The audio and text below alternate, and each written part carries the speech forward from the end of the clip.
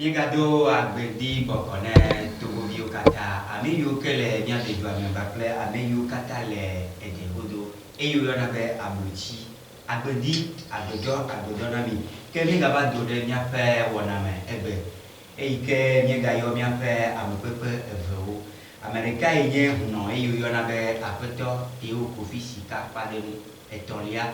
e ke de na me na mi kokoko le mosiadi ke amenye miaƒe apôtre yi ke nye ze gbãtɔ wòva miaƒe mɔanɔa ye nye apôtre Paul Bignon Ahokpe eye va yava ɖe nume na mi nyitsɔa míeyɔ hunɔ ɖeka kpakple apôtre ɖeka yi woe ɖe nume na mi tsɔ ku ɖo enu yi woyɔna be ameyi de gbɔ eye woyɔna le yevu de gome be revenant wogblɔna be aŋɔli aɖe nuka nye aŋɔli ke miawo miaƒe to kple miaƒe ŋkuviwo na mi fi yi ke mielea nye ɖo to miaƒe hunɔ kple miaƒe apôtra enu yi ke be woaɖe na mia ke matsɔ gbe anɔ magblɔna be miaƒe pepe la ke miawoe zɔ lo miaƒe aƒemetɔ miasrɔ̃ kple mia viwo wofɔ kekea ke hunɔ tɔgbi mamawo ɖe o ame sia me fɔ nye xɔ gbe nɔ ke mia matrɔ ɖe apôtre gbɔ ma die be ke ɛdɛke ha miafɔ ɖo.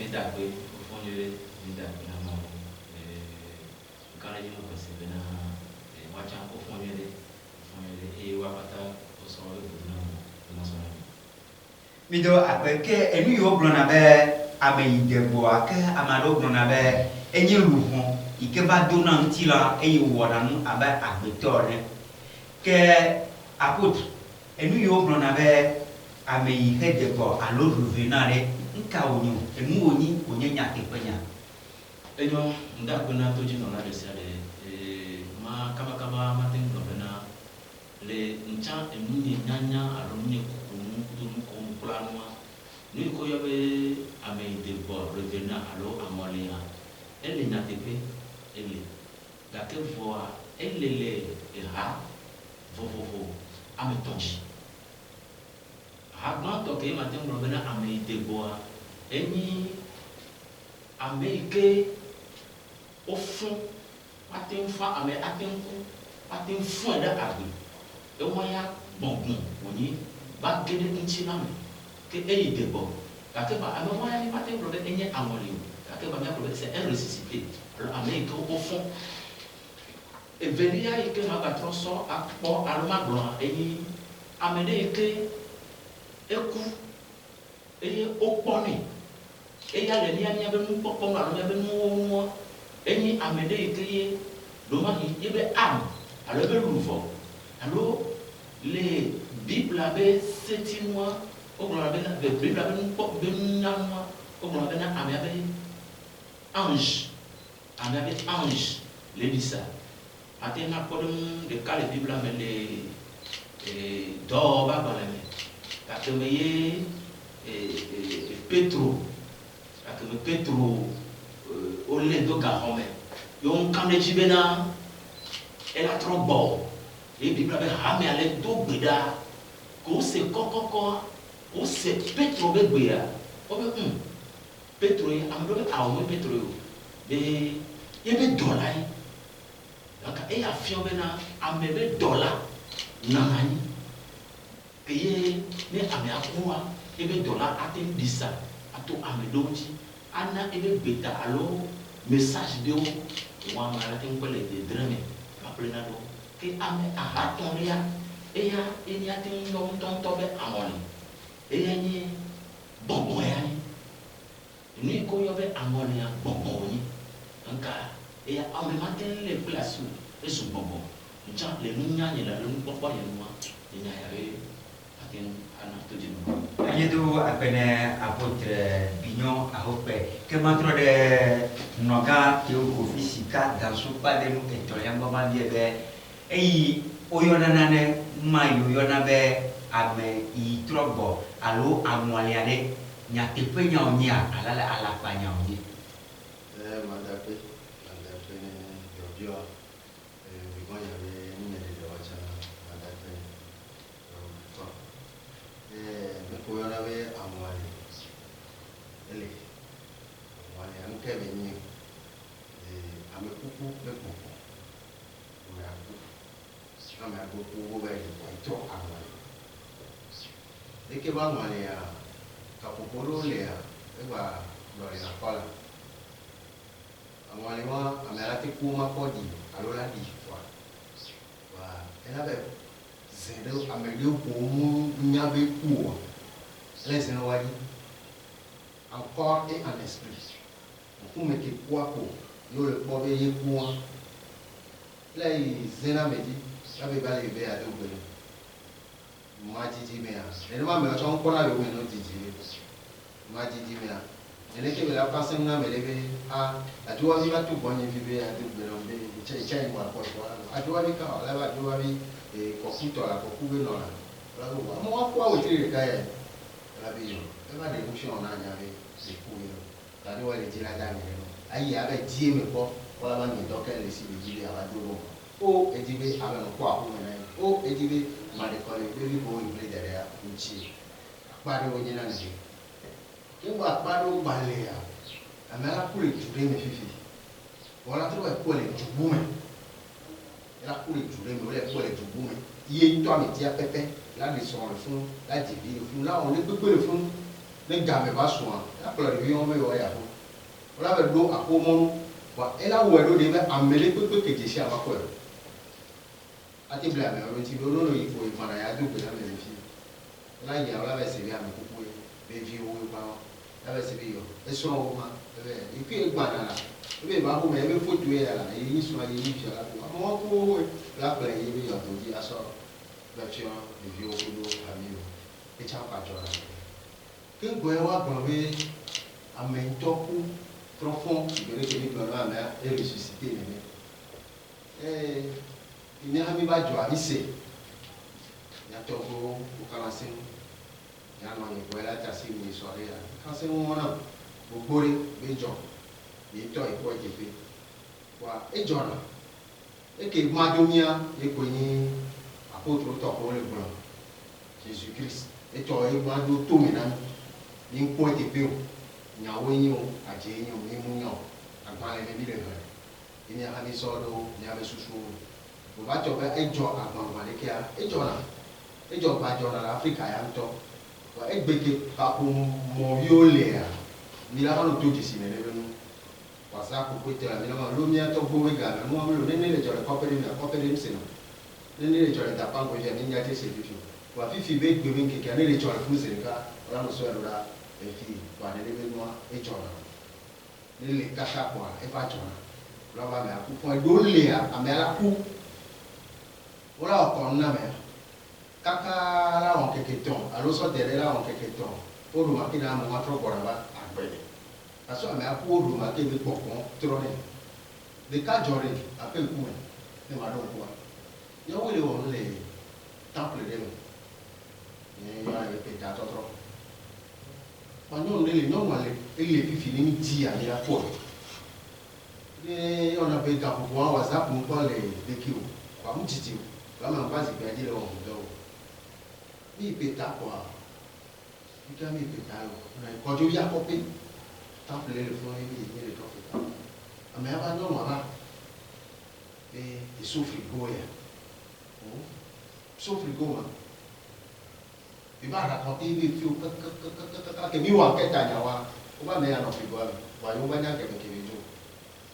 ni ka me de gbo be kwa me de ni wa be na mi be fi o ka ma ko bi wo ke ama si de ke le frigo we ko ta bu boro ya nya to gbo wa amela jura yi wa bo ora onya de fi to pi ko lu na le na me ro wa ba to be ku du itomi itro bo ba oui oui moi bien il beaucoup de pour wa nya to ko kala sembe ni no e ba et mission ka me akọ wa era wo ko era to do ni tro ko di wa era fo ko era ko era bo si bere ke esprit son amour en octobre aba daniel alors ange de la loi me lever là a guider me akaka so ya ke pele ke yi e daniel la daniel kwa to tout la me ame ko ti abalo la ti fun nous voilà pas mais à mais pour le pour esprit à madame de 4 donc pour les femmes c'est vrai que Noga teo kofi sika pada numi do ape apôtre ne matro bio nya de na me de ku ati tro boba ava no ito bo fumu me aba leyi amela na nyi la de son la divi kwa eva toba amaku odi kwa la tro dumchi la ba na nyi ple fumu ya ya sibele ke ba ba sa dia ame ku de bo nous era do ame gestion e o ame ko la ba bena ame aku pa ne to do ko ta ta mo ku ta mo et ya te mo be à moins que ressusciter de venir alors au fond et nous il y a les sciences alors le nom avec comment on a alors avec comme automate ane mo ko check ndo ko le ameantia ndo le bon la ten to na me apa ndo le no le ko la ameantia ame anko ko ame lo le mo ko no la nya na te bia mo no automate ça sera et cadeau mais ane me mo ame lo le o remarquer na mo ko bon to te no la que voir un mois automate zozo. C'est-à-dire qu'on va retourner à moi très rapidement. Nous avons donc des carrés. Bénéton. Donc, il y a un ils font un peu comme ça. Ils font un peu comme ça. Alors que moi, je dois. Mais à zéler, avec les bétos, papa, on doit dire à pas nous. Pourquoi faire moi? Ça n'a pas d'âme. Trop le nom d'âme. Les nègres, les n'y avait pas de chivo, on met tout ça. Les dos, les nègres, doivent faire de ouf. Pas franc. Bon, ben, il y avait des. Bon, ben, il y avait des. Ils doivent faire de ouf. Mais bien, madame, doit, nous, mon pasteur. Il y a un cadeau, bon, mais à quoi la faire d'eau? À négocier. Awa me ya mbola ko. Et tu as le Bible là. Mais que Paul y a fait des choses tabita quoi. Eh bien, Mao, tabita mbola ko. Donc, avec son esprit, pour le dos, Mao, et pour le amiado, ton homme est trop bon, n'est trop pour la maman bon. Moi, il donne les deux en anaïo. Tu vois, mais il y a des mots en anaïo. Donc, des fois, il y a beaucoup, mais pas moi, ni il y a beaucoup. Fond de l'eau pour moi. C'est vrai que toi, le blé, fond dans le dos pour moi. Alors, au fond, oui, au bon, au fond, on va aller à mon lieu, on trouve un peu de temps, trop souvent. Alors, on a tellement de tout. Avant d'y vient, on est. C'est bon. Voir, maintenant, à mes atros dans mon lit. Vous avez oublié, il y a dit, il trouve, on va. Il y a quoi, c'est quoi? Mito apene apot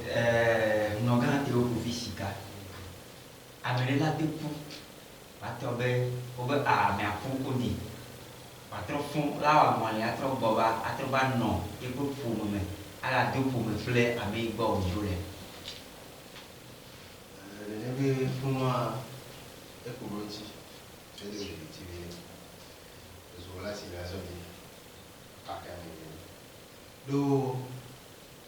minha vez se vê que engraçado a melhor com a minha com uma ela com um pouco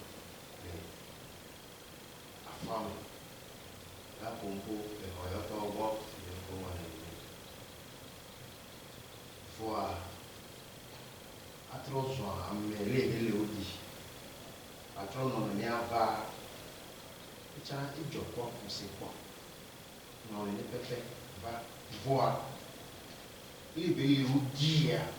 et ne dit pour non besoin les types pour les montiner et va n'a soit du temps pour nous pour la ou pour cacao pour les nous ou les pour un trop disparu quoi pas pour anglais à nos cancer et à une fois de boréal une fois c'est encore voir à pas de quoi anglais savez amea ela tem mwani la manipuler mo bube corps ela só mo bube utino waya ni mwani bon la doit mais c'est que esprit pour tout pour la mais là me tomber dans transe là va dernier la teni mo ale nsu la do nyom be korme la ba dernier pas la pompo c'est nsu le et que la teni nyom la do nsu be korme et la ba dernier bon duré non et de béton ko we patro jo e bon ti la ke be guider ba funa ti la tien ba ni ti la be ni ti la ke le nsu mais corps et moi bon tous les bien là je vais fi ke ba le fi ke le dire fi yo la pensée ne me ke be ba e wo la to wa e ki mbanya ni be e kale Afrique américaine c'est elle est d'être aussi mais côté côté bon là mais comment va dire on te et ni ben ko on la pour fifi bon on la tote ne peut que la tote on la dit ndeke ou troyo on la que 3 jours toi chambre là la trop fond les billes ou la trop fond là-bas là quoi bon et à taille donc pour 25 et aller et les qui sont brocha l'eau poussée au sofon mais plutôt c'est que frère bien sofon amen la fond mais la pour n'a pas de dire quoi ou il va vous dire yoka avec la tout c'est les qui quoi les n'y avait bon on me laisser on y avait que tout la laisser on mais ni pas confondre avec comment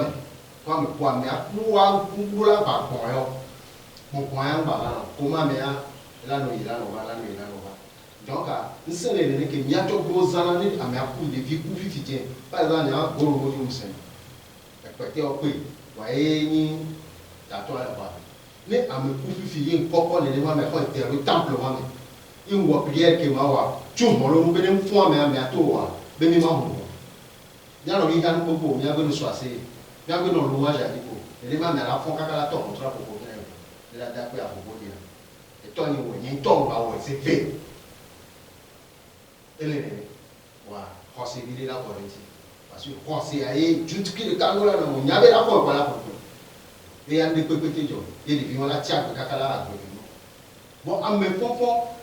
et à ma si token les blancs là ils vont tout godo alors là ils vont godo là et il y a une conséquence lundi bah pour les godo bâti mais là une conséquence à quoi il y a là qui va tomber on lui a dit parce que on est ni soit né déjà il y a un échange dans les là qui va une belle là qui va donc à tout le monde voilà des doigts les conséquences à y que coller à mes accouilles au fond les lieux au bout de yom si on a au fond il y avait on t'a dit à pour échange qui vient pour les détors a dit trop ça le nom et à la main voilà et chanter et les dit voilà mais do jora do wa njora si bile ko le ko be ame ala ku la to wala bana ni la du kwa mo wa njora yo ne de ba o si ja jora ne a ko nya ji ko ni ni akwa me akwa kwa mu yo e a no mi do apere no ganti o ko fisika pa e ngba pre apôtre Paul Bignon a hope iwele nu e na nya ke nya grove kekede we ya le nya de ba na ne do ba jo e ne le po nya pe kapomo dia ni ba na resi be obenu tuade enye huno eku wa etro goba e ko fu me ame ne le se ahosia be ngoa eyi ba kwa me a isron ipo na herita ne wa batro de via o ha o te gbere jibe eyi o ba kwa yo po yo to la zipeme voa kasikoa eba tro nyonu inye manisi ikeba kanu i obi onya me a i be yi tro ba e ja me mi yipoa me ma ba be enwa ba tro da se photo amerique manisi a don da happy manisi a chan ba e chan e ba te gbere jibe enu yipoa me ma ba le nene mo da be enwa tro ke togo vio le bia biambe nka tutu ejo pour me aller la padamia à l'homme kaila la padan le nyayamo apôtre et wea le va se nyamane le que le huedo le ali wa le plus nyamano ok et on da ko no bien bien et pe nyam senya no bena mo to ko na ni revenir nya me alo wale image que nyam boame déjà on peut au Tégo ba mais on a tamia wa oui allez nous même pour que on va pour moi après on va pas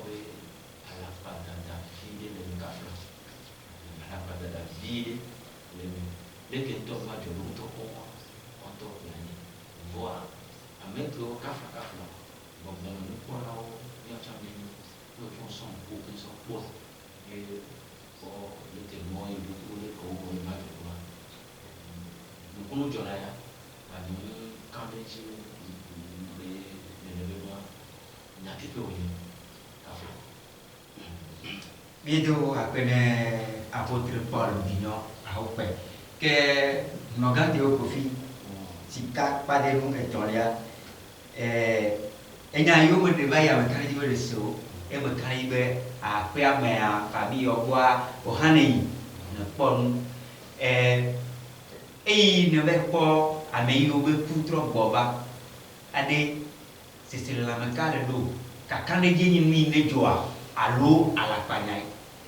Madame Jobion, nous et John soir et me gouvernez pour la nation, pour bien les sur l'expérience avoir le team. Pour après à la matola. Nous et mi nous sommes mis le point. Bien bon toi, nous sommes un couple à bon pour la et on y on choc. L'appelez le au bain. C'est au consulter avec Maou, au consulter Tokyo, Cantor à Yoko. Il n'a pas mais il dit au bébé. Et puis non, mais et toi et soin. Et je veux toi. Oh, les names allaient pour Ebama. Oh, au lieu de non, mais vous les si. On te les photos derrière la main. Mais condo. Il m'a dit tout le monde. Qui est mis trop d'oignon. Il y a mes doigts. Nous l'avons, mesdames, nous pour moi, mais c'est soit vous allez gagner. Mais à toi, quoi, pour aller. Il y a autant de tout, mais ma tour est à voir mes filles, il va aller en consultation. Il y a un lieu à un temps. Un lieu à un temps. Il n'y a qu'un temps de dire au point de est-ce que nous allons manipuler le corps à son bas, regardez, va brogner, votre jour le corps à le dire au point de oh, les gens qui ne nous ont dit que mais va se retrouver. Au royaume, au tout blessé. Les gens qui ont fait retrouver le royaume. Est-ce que nous bénissons les gens d'escroquerie venir monter et qu'est venir le mieux? Manipulation d'esprit venir. C'est vrai qu'il nous a savez. Et à même temps, il a tout le temple de bon, on a des temples, moi, mais là, je suis en faux, le temple de qui est un don de Jessica. On a guidé Kakale, il est damné, il a trop.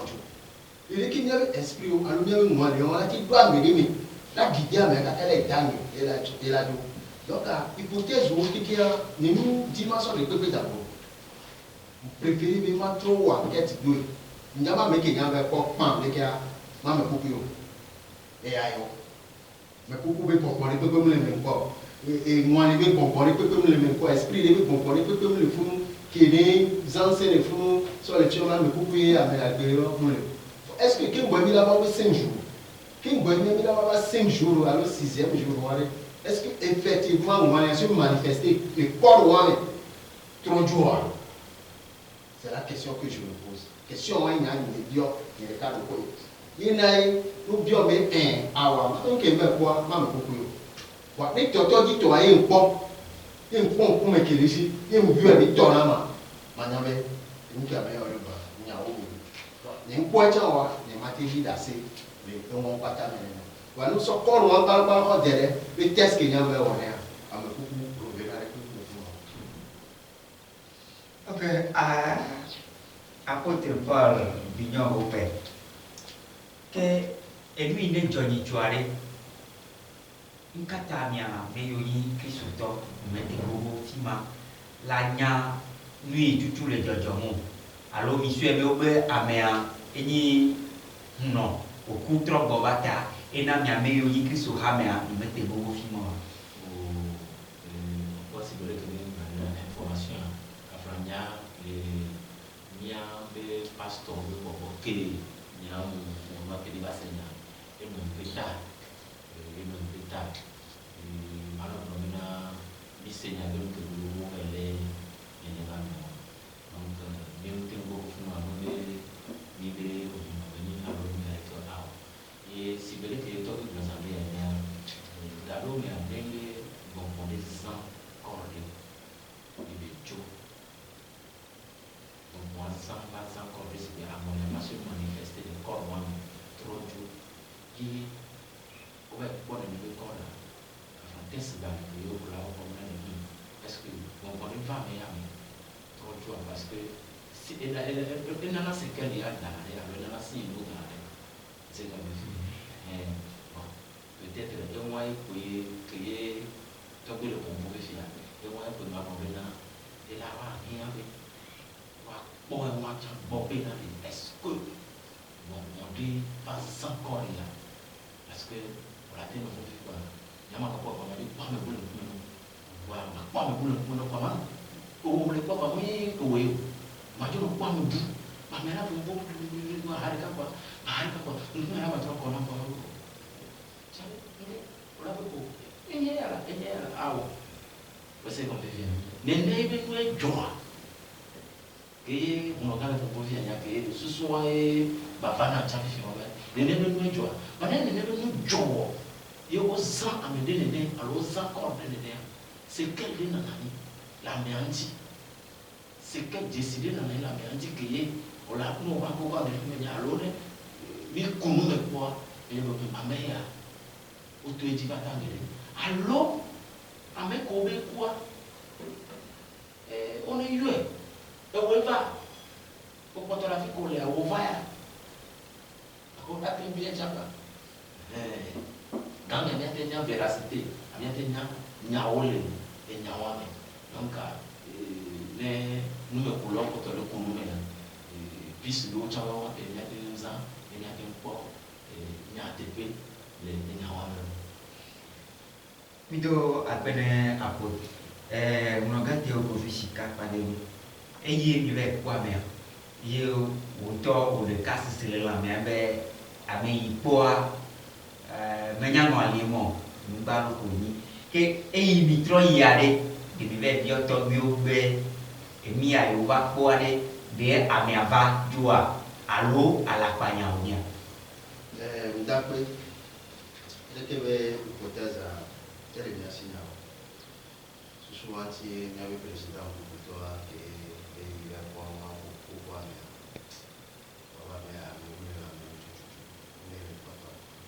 nous les locaux. Il y a un tâche pour les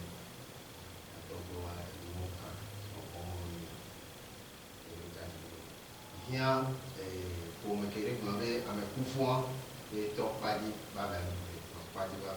India no talo, India nyam ke lefu. Awo koko bale ami so esoro rawo e ono be olaba ni funu le fida gbe. Meme la gbe ami so akani asoro da gbe. E osira gbe ade mbo. Jora gbe e wa agbe. Jora gbe abe azami ne notre pas il y a une consultation concernant ce problème. Et que nous y a tout va catégorie qui a mené côté civil. Est-ce que on l'a mais à zéro combien? Est-ce que nous quel font mais le enquête ou en même temps il va les dire pour prendre à pas dire il y a une preuve ou quelqu'un. Et mi c'est même là bien. Et il y avait pour Victor et on souhaitait mieux. C'était à moi et au CV on va faire une consultation de la et on va voir il y a bon la personne dans le gars mais il y a un nouveau milieu voilà il y a un milieu soit assez bon il y a une consultation il y a un tournoi nous qui dit quoi déployer mon CM de mauvais il y a un tant que deuxième vice-président en mars mon dit fille kemi ngodo ya enu kele akoya me fonu ya kele ntia e ya no alomuyo o ame kuku ba manipule kora ya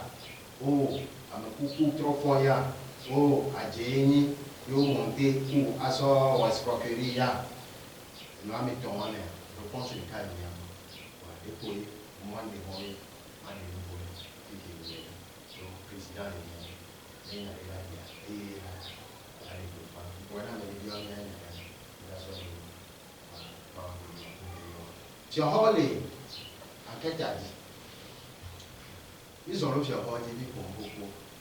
ìsọ̀rọ̀ àmì ìtúkù sọ̀rọ̀ wọ́tọ̀kù wọ́tọ̀ wọn tọrọ yọnu adáyé lọ́ra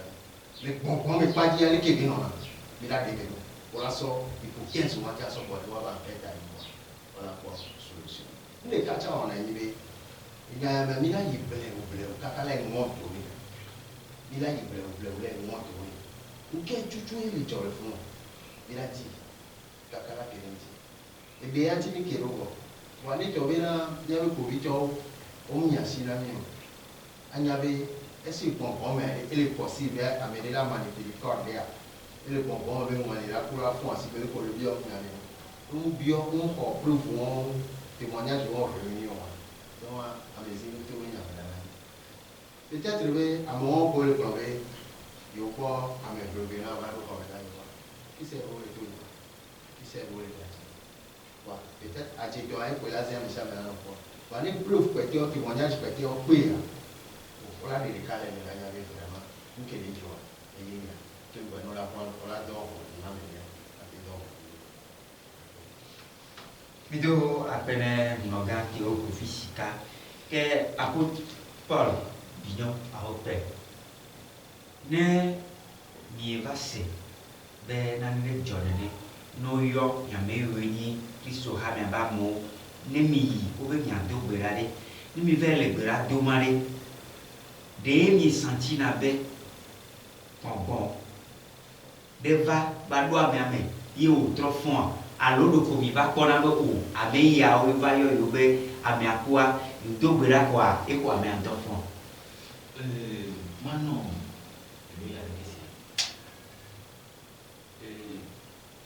Yendo kan ke difícil. No gana te no voilà va en transa. Amianton va bien contrôler le secret de corps là. Il est animé d'un esprit à la voix de tout que Dieu. Manembe au côté esprit à zambe à kaka zambo. No va bien mais nous paye. Là c'est mignon. E tu non ne avete come me una deliverance do a me la ton por o me conio e non so fare che non mi ne ne ba me mi sue mi fu mi to bebe mi adoda kafra chochi le egbe me mi le yin ko bi mi le plan wo tu le mo ba pa ji mi le plan wo fi ni do le ke mi wa mi anya ka me peta esprit apa ni fique beso et top beso aya beso fie beso fique beso pour mais là il y a fille avec esprit là so esprit avec alors les on a kafla egbe ya mi da ko na ma o la tin do go na me ta fi o la po amele la ba mami les va no be ken alo do go ko la do la ka mo mami o pétale. Parce que mamie dans pour se manifester dans presque la même chose. Va amener que lui à son coup, balober à son pomme. Maintenant, détermination vraie de peuple de Dieu. Voilà, mais améa, nous double dans nos temps, bétonato, mon méthode. Et sacrificateur vrai. Yo pas mon Dieu, mon Dieu. Bon, que va aller même, voilà. Donc, quand on est sur le corps, on fait faire. On est sur le corps, on fait faire. Mais là, tu es un ok, esprit à l'éclair, il va zamber. À mon bon, il va zin. Il va zin. Non, message de ce que on a le présent. Non, message de qu'un bon, à mes travail beaucoup. C'est comme donc, donc, ce que et me pourquoi ma fille et donc de là mais à mon voisin ou musée moi et là mais do après non grand théo profita nya no be ebea lui dit ni totelo le lui jolé do be ma me ani be bo be nya de de be ne lui joa ke de nya tote kaka ni apa alo povito ya wa yo ba la me abo le da me abe ya ba ya ame le fima da me nyowa o sana siero o nkayo na hafi de yo nanu o do le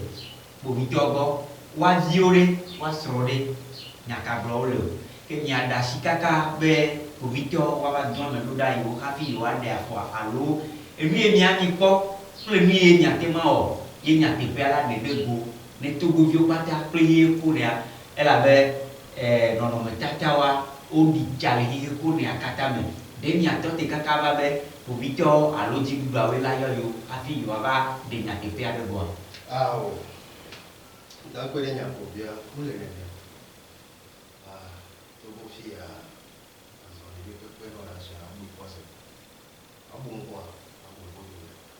ya le ji gba me lo nya o je ko wa cho mu na be me do we to save ko ra ni be ko ra e ko to e no mu je pe e mi be ko fun ni pe tant les copains à noir et ouais quoi mais yo toi pour le quoi mais bien pour le quoi on a vu yo toi ou bah tu quoi bah trop et trop yo le quoi ay a pour le quoi ni vai ni ami vai avec côté mi be quoi voir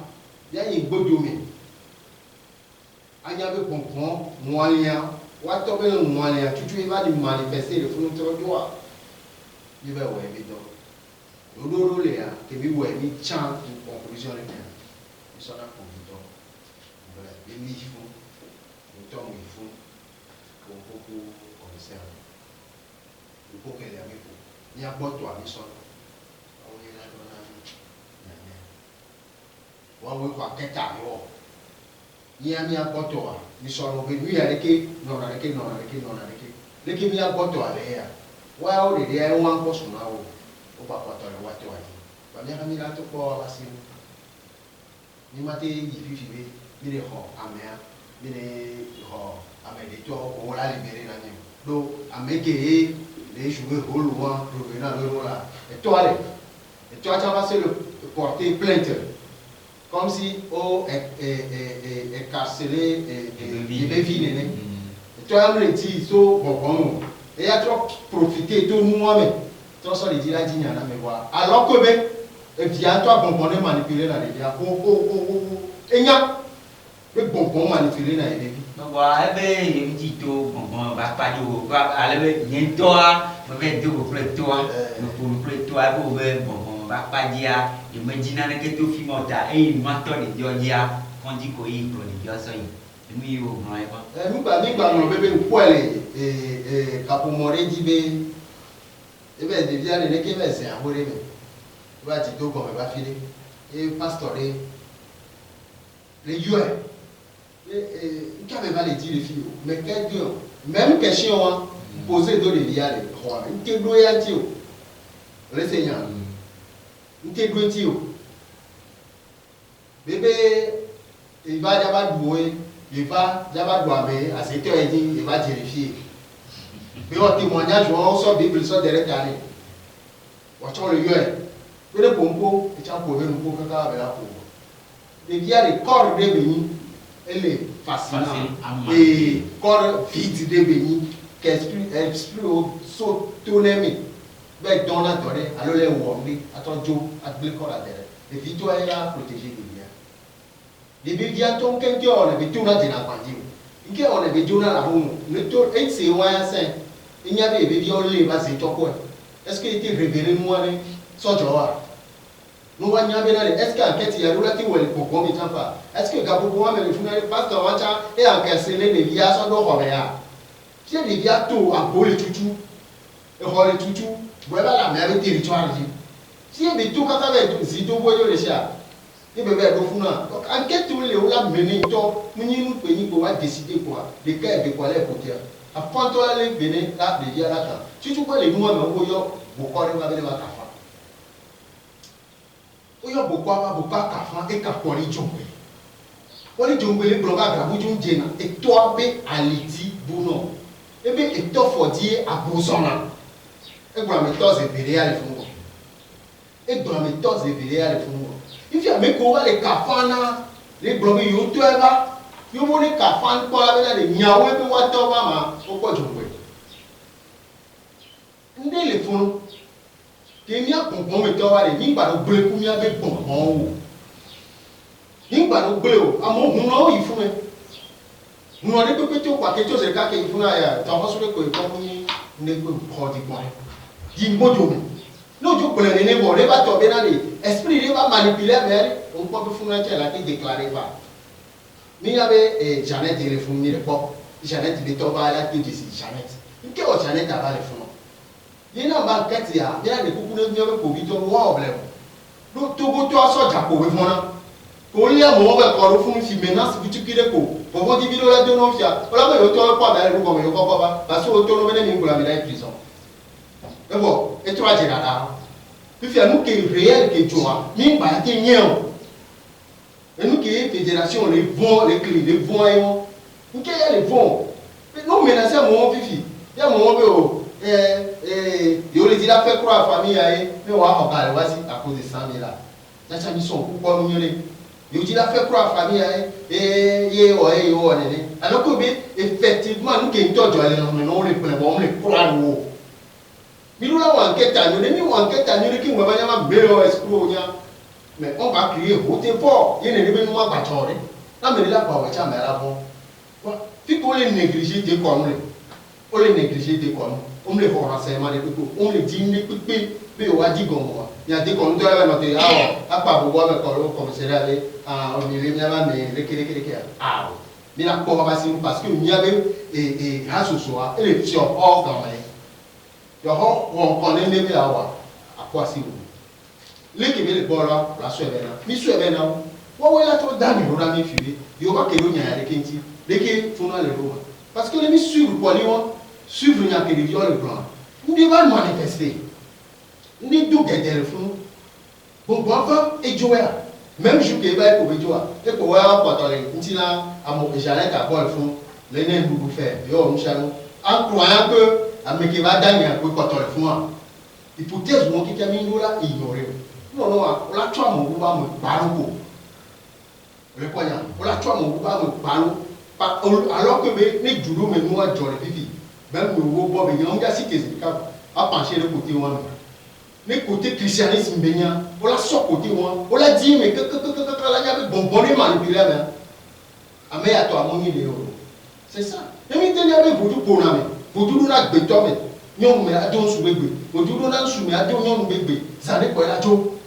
On l'a dit à la go, on a qu'elle est dit les filles. Quoi, mais à et tu t'en penses. Et moi, bonne année à ma pompo. Et moi, bonne année à la pompo. Vite, n'y a pas de victoire, n'y a pas de quelqu'un. N'y a pas de vie à ne manipuler. Voilà, il y a profité de nous, il y a un temps où il y a le cola bouge dans à mon bon à mon vieux, on a été prison par on nous voit quête sur n'y a un petit ni n'y a vérité à boire des routes, tu crois même. Et nous, on est ni pas quoi, mais pourquoi, ni tout à coup dit, oh, à moi, le moment, mais pourquoi venir au coin, pourquoi la encore la sonne. Mais quel est le moment, le roi, mais le fond de la tête, il y avait des Ibrenga, mais coucou, n'est que tous les autres domaines. Nous sommes à moi, mais pompons, il n'a pas dit qu'à quoi la école de nation. Quand Wato, le coup, il y avait trop de savoir. Moi, quand nous l'avons mis à Djongbe. Mais quand il y a mes top, le pompon avec Tony, et Tony à l'Agbé et Kedima. Il y a le coucou, alors à mes top, bon méthode. Bon méthode, il y a parce que le fils est là, le père spirituel, qui est là, il a enseignement à l'école. Nous sommes le père spirituel qui est, sûrement, amener son temple, il y a un derrière, amener son bouton, il y a un derrière. Maintenant, à mes top, elle avait tort à ton. À mes top, à mes top, bon méthode, que on n'a pas, on a nous, alors, son bouton, derrière, on est trop tôt. Oh, esprit, vous jouez un toit, les ni tôt, et balisien. On a dit qu'à avec moi, mais tôt, qui dit, ouais. Mais va les dire, nous, avec horoscope me mila c'est ni pone kun kure ki ore nene ki am eto la zon da ba tome la ba ho me no be il dit si la no be so ki de ba ni ti ko ya na ni mi akọ bi de on a rejeté on a de la quand on a te no be ba on rejeté il pas ya ko le wo wa il pas be alors wa ki pas rejeté so quand me no te no me na da to ba go a ba rejeté ga la pe kaka ba nko bi o lu to la on e ho donc à nous les jojo ni la wan keta ni ba ni wan keta ni lo wa ya le gbo be la ko ti to ko to wa so to fun ni to le bi aja kon la to ja ba de le mi dia enseignant et didi le nieme yin be le fun le désespéré yo be to nya o be ko ifuna me ma me kuku yo ko no no la prison ma be ba lo me kuku ko me ma fi jo ma ba no so ku fi yo le point donc ni a ko di bonne quoi on pas tout pour ni na ni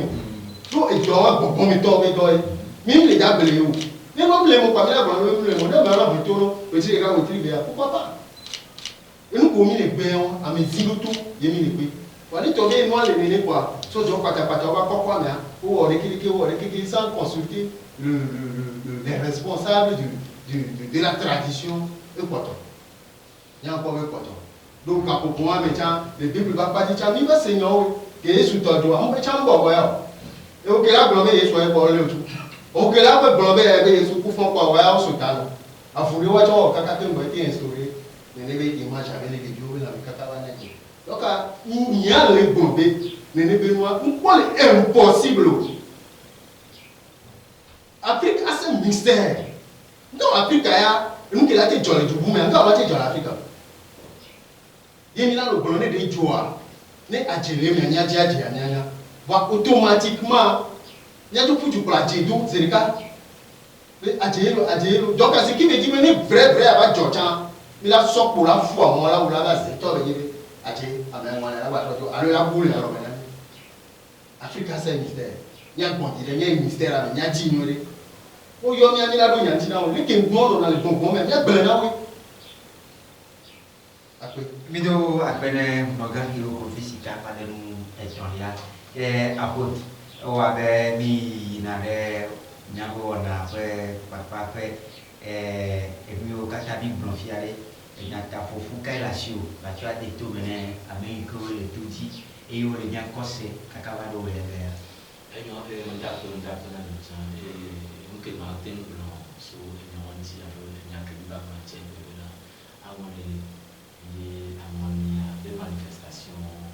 pour le moment parce que médias maintenant il y a beaucoup de bébés qui sont pour beaucoup de gens qui ont pris la frontière mais tu peux nous pour aller bon à partir et c'est le coup de amiam des tribus et les cours nous là qui pas manifester donc c'est le que on va quand même yo nous me pour bon toi et on a le conseil on est d'abord on va négliger mais on va jamais pas de va se faire surtout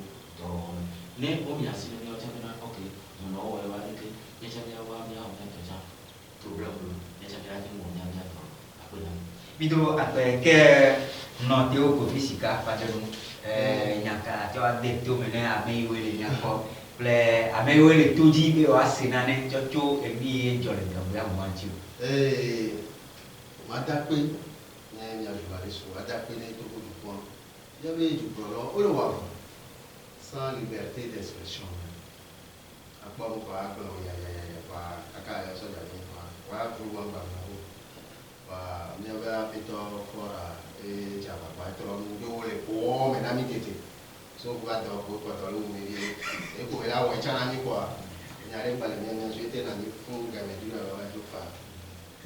je vais vous donner dans le qui est bien droit et so il y a un mais tu n'as rien aux allées avec docteur Boubé Yawa.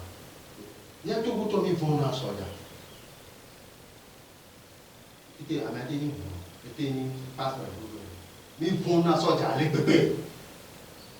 Plus qu'à pas me lier à quoi. Mais ils vont dans tout. Parce que sans pour la mais puis on va aller pour mon gars qui a vraiment tiré la médaille. Tout le même une police les gars Blanche via Kenying yo le yoa. Gemeni ochonyi donc ya fuba koya me et témoigner be veut va ta témoigner be yo to yo le po ye va fifia e va trop non boy yo ba yo boko be ne ba ta fa obe be ba cha da hele tane yem e gbe be ke ka ya ke le jo le police fifia na si bia ngba gbon be amekuku aye yo po veut vont pas gbon be mekuku aye yo po obe boko e ba kan fa bon be amekuku aye wa yo cha yo bon be ame aye wa ko fi ke le gbon le be fon lana enu ke to jo ala titi me no po la no fon kaka nya ke mu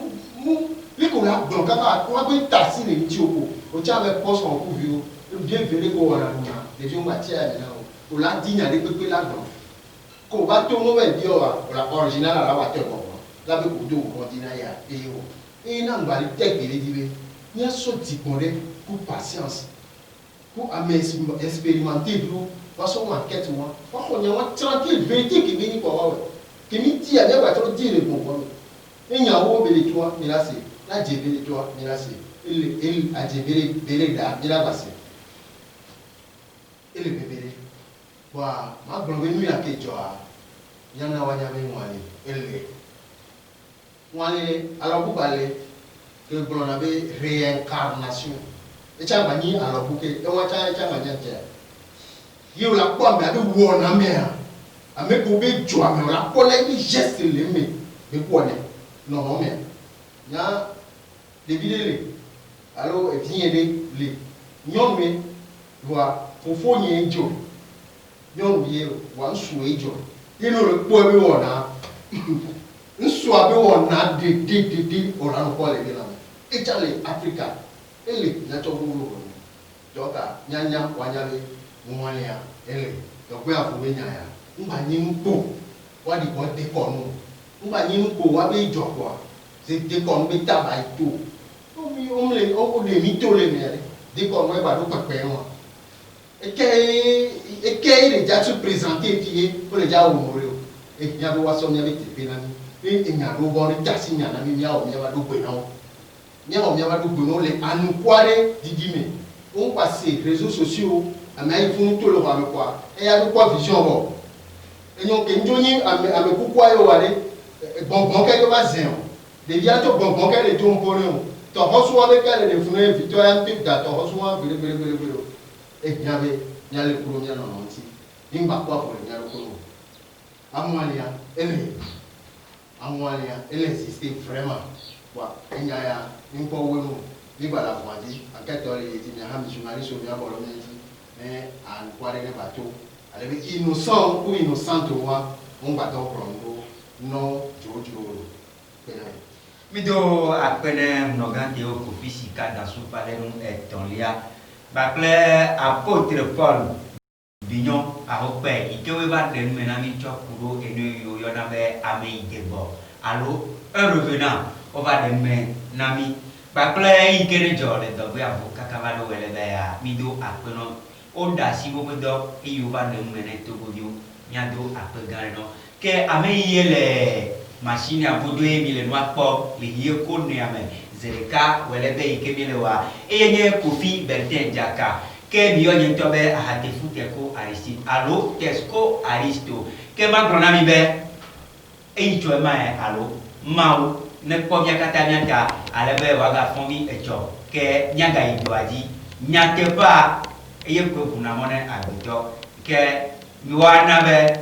no gao nyacho chito bakple nyakwe jirugwa waji nyake pele nyama alebe wajo bondodre watu bondodre ne bonjojo ne amesiamelo ke nyagro na mi be e izare bye bye.